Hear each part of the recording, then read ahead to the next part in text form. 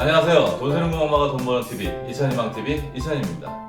오늘은 연초에 읽으시면 더 효과적인 책 한 권을 소개해드리려고 하는데요. 스콧 리킨스가 쓴 파이어족이 온다라는 책입니다. 이 책에는 금융위기 후에 전 세계 젊은이들을 사로잡은 라이프스타일 혁명이라는 부제가 붙어 있습니다. 책의 제목에도 나오는 파이어족에 대해서 간단히 정의하면요, 은퇴를 가능한 한 앞당기기 위해서 현재 최대한 절약해서 남긴 돈으로 효과적으로 투자를 해서 시간과 경제적인 자유를 획득한 후에 본인이 원하는 그리고 하고 싶은 일을 하면서 살려는 사람들이라고 정의할 수 있습니다. 먼저 요즘 유행하고 있는 욜로족과 파이어족을 간단하게 비교해 드리겠습니다. 욜로족은 현재 행복을 가장 중심에 놓고 소비에 치중하는 사람들이라고 할 수 있고요. 파이어족은 그와 반대로 시간과 경제적인 자유를 최대한 빨리 획득하기 위해서 현재 최대한 절약하고 투자를 하는 사람들이라고 할 수 있습니다. 즉, 욜로족은 현재 행복을 위해서 소비에 최대한 집중을 하시는 분들이고요. 파이어족은 미래 행복을 위해서 현재 절약과 투자에 집중하시는 분이라고 이해를 하시면 됩니다. 저는 개인적으로 욜로족의 가치도 중요하고요, 파이어족의 가치도 중요하다고 생각을 합니다. 욜로족은 극단적으로 소비에 초점이 맞춰져 있고요, 파이어족은 극단적으로 절약에 초점이 맞춰져 있기 때문에 이 둘 간의 가치에 절충점이 필요하다고 저는 개인적으로 생각을 합니다. 욜로에 너무 치우치면요, 평생 돈 때문에 고민하고 돈 때문에 불편해질 확률이 상당히 높습니다. 반면에 파이어족에 너무 치우치면, 제가 오래 살지는 않았지만 요만큼 살아본 경험으로 따지면요, 인생의 시기마다 반드시 그때 해야 행복해질 것들이 있더라고요. 우리 인생이 100m 달리기를 하는 게 아니라요, 42.19km의 마라톤을 여러 번 뛰어야 되는 인생입니다. 미래의 행복만을 위해서 현재의 만족을 무조건 지연시킨다고 해서 모두가 행복해 하지도 않고 그게 꼭 바람직하다고 이야기할 수도 없을 것 같습니다. 그럼에도 불구하고 신년 초에 읽을 도서로 이 책을 추천하는 이유는요, 버는 것보다 더 많이 쓰거나 아무 생각 없이 소비하거나 의미 없이 소비하는 그런 것들이 반드시 문제를 일으키는데요, 돈을 모으고 부자가 되려면 먼저 이 문제부터 선행해서 해결해야 합니다. 이 책 파이어족이 온다가 그런 점에 대해서 생각할 거리를 많이 주기 때문에 제가 꼭 연초에 이 책을 한번 읽어보실 것을 말씀드리는 겁니다. 간단하게 책 소개부터 먼저 해드리겠습니다. 2019년 9월 27일 지식 노마드에서 출간이 됐습니다. 저자는 스콧 리킨스인데요, 영상 제작자이자 사업가이자 작가입니다. 다큐멘터리 플레잉 위드 파이어를 제작했는데요, 경제적 자유를 토대로 자발적 조기 은퇴를 선택한 파이어 공동체를 다룬 작품입니다. 이 책은 샌디에이고 콜로라도에서 욜로족 생활을 하던 스콧 리킨스와 테일러 부부가 파이어 개념을 처음 접하면서 욜로족 생활을 청산하고 파이어족으로 변신해가는 여정을 담은 책입니다. 이런 과정 속에서 이들 부부는 수많은 선택을 하게 되는데요, 이 부부가 고민하는 내용이나 선택을 하는 기준이나 그런 부분에 공감대도 느낄 수 있고요, 저희가 배울 점도 있기 때문에 이 책이 읽을 만한 가치가 있다고 생각을 합니다. 주요 목차를 보면요, 총 13장으로 나눠져 있고요, 마지막 부분에 파이어로 가는 7단계가 서술되어 있습니다. 1장에는 일하고 먹고 자는 일을 반복하다, 3장은 당신을 행복하게 하는 10가지, 4장은 커피값을 얼마나 쓰시나요, 7장은 새로운 여정을 시작하다, 9장은 파이어에서 배우다, 10장은 가족과 절약, 11장은 꿈꾸던 집인가 아니면 꿈꾸는 삶인가, 12장은 파이어 친구 찾기, 그리고 파이어로 가는 7단계, 이렇게 구성이 되어 있습니다. 파이어 운동은 간단하게 말하면 덜 쓰고 더 많이 저축하고 더 의미 있는 결정 내리기라고 할 수 있습니다. 덜 쓰고 더 많이 저축하는 것은 우리가 쉽게 이해할 수 있는데요, 더 의미 있는 결정 내리기라는 것은 결국 우리가 주거나 아니면 자동차를 사거나 절약을 할 때 수많은 선택을 하게 되는데요. 어떤 가치관과 인생관에 의해서 의미 있게 결정을 내리냐, 그 부분이 중요하다는 이야기입니다. 파이어 공식에 대해서도 언급이 되어 있는데요. 쉽게 이해하면 연 생활비의 25배를 저축하면 일단 경제적 자유를 획득해서 조기 은퇴로 갈 수 있는 기준이 된다고 이야기를 합니다. 이 돈을 가지고 합리적인 투자를 통해서 연 5%의 수익률을 올리고요. 그 중에 4%만 인출하면 평생 원금 인출 없이 경제적인 자유를 누리고 살 수 있다는 공식입니다. 은퇴 계산기에 대해서도 언급이 되어 있습니다.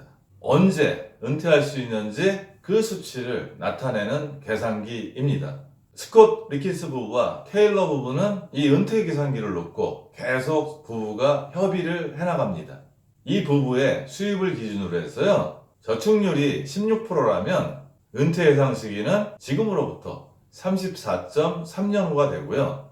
절약을 하고 아껴서 저축률을 58%로 올리면 은퇴 예상 시기는 상당히 빨라져서 11년으로 단축된다는 이야기입니다. 부부는 계속 이 부분을 놓고 협의를 합니다. 주택을 선택할 때도 리스한 차들을 처분할 때도 은퇴를 얼마나 빨리 할 수 있는지 이 계산기를 통해서 확인해보고 의사결정을 합니다. 즉 여러분들도 할 수 있는 게 좀 아까 말씀드린 파이어 공식에 따르면 연생활비 25배니까 그 금액을 만들려면 매달 얼마나 저축하면 가능한지는 단순히 그냥 우리가 가진 전자계산기로도 계산이 가능할 겁니다. 물론 우리가 저축을 하면 이자도 있고 투자를 하면 수익률도 있기 때문에 그 부분까지 대입하면 상당히 복잡하지만 그냥 간단하게 저희 생활비가 200이다. 그러면 200에 25년치는 1년이면 2,400, 10년이면 2억 4천, 20년이면 4억 8천, 거기다가 5년치 1억 2천을 더하면요 6억이 되니까 그 6억을 만들기 위해서 매달 얼마나 저축하면 가능한지에 따라서 언제 은퇴하실 수 있는지 쉽게 계산할 수 있습니다. 파이어족이 되기 전에 이 부부의 수입과 지출을 살펴보면요, 수입은 1억 5,620만 원으로 맞벌이 부부로서 상당히 많은 편이죠. 그에 비해서 지출은 1억 4,520만 원으로 압도적으로 지출이 상당히 많은 편입니다. 따라서 연간 저만큼 벌고도 1,100만 원밖에 저축을 못하는 상황이었습니다. 즉 이들이 주택을 선택하거나 차를 선택하거나 아니면 외식을 하고 소비를 할 때 모든 기준을 행복에 맞춰서 정했는데요. 그 행복에 맞춰서 정한 결과가 이러한 결과를 만들어냈고요. 결국은 스콧 리킨스가 파이어족 개념을 받아들이게 된 이유는 이럼에도 불구하고 행복하지 않았기 때문입니다. 쉽게 말하면 돈으로 행복을 살 수도 없고요. 소비를 많이 한다고 해서 행복해지지도 않는다는 반증이기도 합니다. 처음에 부부 중에 스콧 리킨스가 먼저 파이어 개념에 빠져들었는데요. 그 아내를 설득하기 위해서 많이 고민을 합니다. 두 부부가 서로 파이어 개념을 공유하기까지 많은 과정을 거치는데요. 그때 사용했던 방법이 내가 행복해지는 10가지 목록이라는 부분입니다. 부부가 각각 이렇게 10가지씩 적었는데요. 가만히 보시면 좀 느끼시는 게 있을 겁니다. 먼저 아내 테일러를 보면요. 내 아이의 웃는 소리 듣기, 아이를 꼭 안아주기, 산책하기, 자전거 타기, 아이에게 책 읽어주기. 즉 뭐와 관련이 있냐면 돈 버는데 시간을 뺏기는 게 아니고 돈을 버는데 들이는 시간을 가져와서 내가 그 시간을 아이에게 아니면 가족에게 쓰면 행복해지는 그런 목록이 됩니다. 이 중에 돈이 든다 그러면 와인 한 잔 먹는다든지 질 좋은 초콜릿 먹는 정도, 그 다음에 가족들하고 외식하는 정도인데요. 이런 부분들은 큰 부분을 차지하는 부분은 아닙니다. 남편 스콧 리킨스도 마찬가지로 아이와 함께하는 시간, 그 다음에 야외 활동을 하는 시간, 친구 만나는 거, 이런 부분들이 있는데요. 결국 마찬가지로 남편 역시 시간과 연관된 부분이 강합니다. 이들 부부가 행복해지기 위해서는요, 맛있는 음식을 먹고 비싼 집에 살고 멋진 차를 모는 등 그런 부분들이 아니고요. 시간을 확보해서 가족과 함께 할 때 가장 행복하다고 할 수 있습니다. 여러분들도 이 책을 읽으면서 나를 행복하게 만들어주는 10가지 목록을 한번 적어보시고요. 부부시면 그 부분을 배우자하고 한번 공유해 보시면 많은 도움이 될 것 같습니다.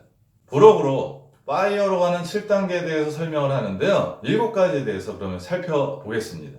먼저 가진 것을 계산하라고 얘기를 합니다. 이 얘기는 우리의 재산의 구성은 자산과 부채로 구성이 되어 있습니다. 즉, 자산에서 부채를 뺀 순자산이 얼마인지를 정확히 파악하라는 이야기입니다.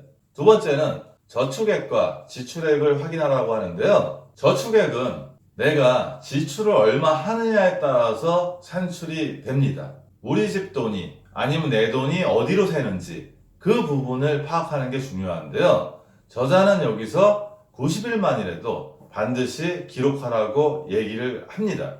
저도 재작년 말이 됐네요, 벌써. 90일만 쓰면 부자가 되는 가계부란 책을 공저로 썼는데요. 제가 23년 동안 수많은 사람을 상담한 결과에 따르면 가계부를 꾸준히 쓰는 사람은 거의 없습니다. 특별한 취미와 재미가 있지 않는 한 가계부를 쓰는 것은 상당히 힘든 과정이고요. 하지만 우리가 돈을 모으고 저축액을 파악하려면 가장 먼저 해야 하는 작업입니다. 저자의 제안처럼 얼마나 저축할지 결정하기 위해서 최소한 90일 정도는 기록해 보실 필요가 있습니다.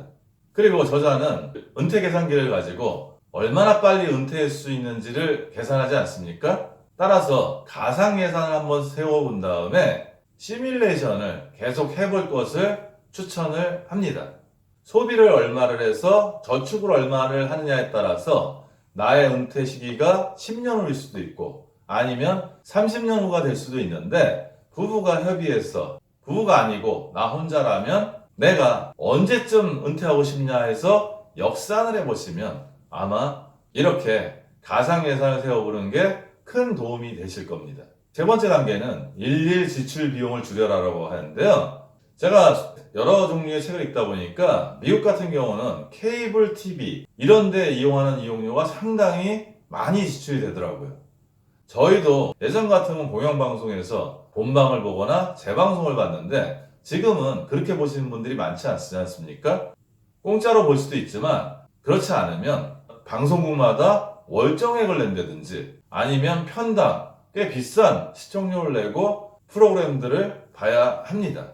아마 저희도 미국과 같이 소비에서 차지하는 비중이 점점 높아질 거라고 생각을 합니다. 게다가 요즘 매일 커피 마시는 분들 많지 않습니까? 스타벅스나 아니면 카페베네 뭐 이런 데서 마시다 보면 하루 커피 한 잔 값은 얼마 안 되지만 이 돈을 모으면 상당히 큰 돈이 됩니다. 전화요금이나 인터넷 비용 마찬가지고요. 특히 요즘 제가 상담하면서 문제가 되기 시작한 비용이 온라인 쇼핑 비용입니다. 따라서 이런 부분을 살펴봐서 저자는 이 비용을 줄이라고 합니다. 특히 비용이 좀 드는 것은 3일 동안 좀 묵혀봐서 정말 3일 후에도 필요하면 구입을 하고 그렇지 않으면 구입을 포기하라고 얘기를 합니다. 네 번째 단계는 주택, 자동차, 식비 이 큰 세 가지를 줄이라고 하는데요. 우리나라도 외식비 비중이 지금 상당히 높아졌죠. 그 비중을 줄일 필요가 좀 있고요. 저자 같은 경우는 캘리포니아, 즉 서부 휴양지 같은 데서 바닷가에 위치한 집에 굉장히 비싼 월세를 내고 살고 있었기 때문에 그 비용을 줄이는 것이 상당히 중요했고요. 게다가 부부가 BMW하고 마스다 차를 리스해서 쓰고 있었기 때문에 이 부분을 조정하는 것도 이 부부가 조기 은퇴를 하는데 상당히 중요한 요소였기 때문에 그 부분에 대해서 강조를 했습니다. 다섯 번째 단계는 저축을 효율적으로 늘리라고 하는데요. 이 부분은 예금과 적금 말고 비용이 적게 드는 투자, 즉 인덱스 펀드 투자를 통해서 연평균 5%의 수익률을 올리라는 내용입니다. 여섯 번째는 소득을 늘려라는데요. 예전 같으면 직장 다니면서 부수입을 창조할 수 있는 일은 거의 없었습니다. 하지만 지금 저희도 주 52시간을 시행하고 있고요. 마음만 먹는다면 월급처럼 큰 돈은 아니지만 부수입을 일정 정도 벌 수 있는 기회는 잘 찾아보면 있다고 생각을 합니다. 혹시나 뭔가를 배워서 부수입을 창출할 수 있다면 선투자를 통해서 부수입을 올릴 수 있는 기회를 챙기는 것도 좋은 방법이라고 생각을 합니다.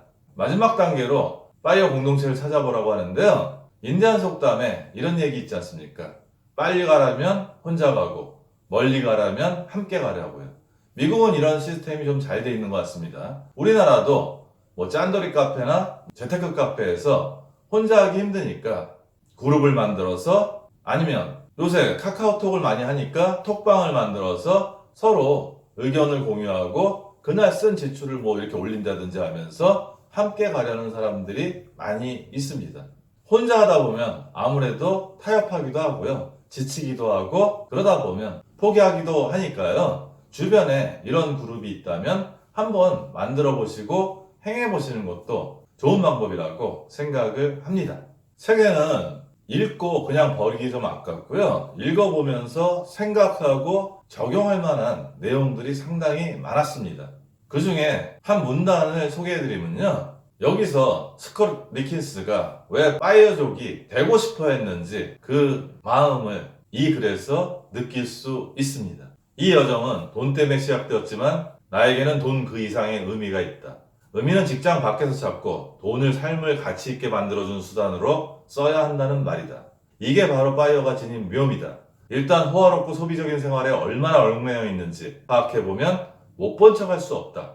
의무적으로 참석하던 휴일 파티, 자동차 대출 광고가 적혀있는 길가의 광고 표지판, 꽉 막힌 출퇴근길의 교통정체, 길을 따라 지은 맥맨션, 일요일 저녁마다 찾아오는 우울함까지 사실 주변 어디서나 볼 수 있는 풍경이다. 마찬가지로 일정이나 급여, 승진에 얽매이지 않는 진정한 자유를 한 번이라도 만끽한다면 몰랐던 것처럼 살 수 없다. 내 시간을 어떻게 쓰고 싶은가?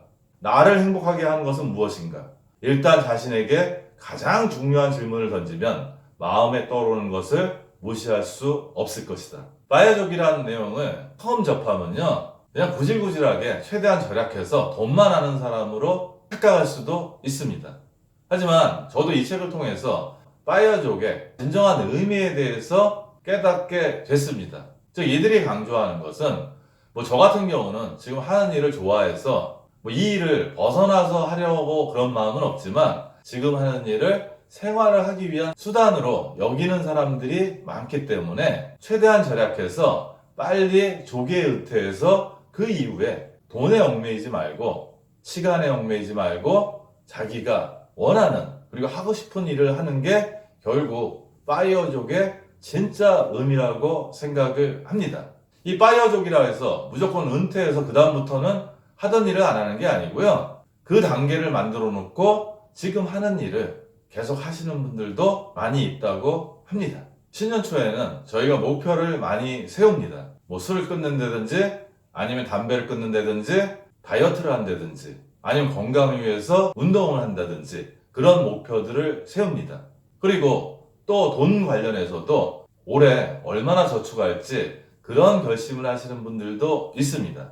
그런 결심을 하시는 분들에게 이 책을 꼭 추천해 드리고 싶습니다. 저는 이 책의 출판사나 저자하고 전혀 관계가 없고요. 협찬, 저같이 구독자 수 적은데 들어오지도 않습니다. 제가 읽어보고 좋은 내용이었기 때문에 여러분들이 이런 책을 한 권 사서 읽어보시고 그냥 던져두시는 게 아니고 책상 옆에 두고 가끔 마음이 약해질 때 참고하시면 참 도움이 될 거라고 생각을 합니다.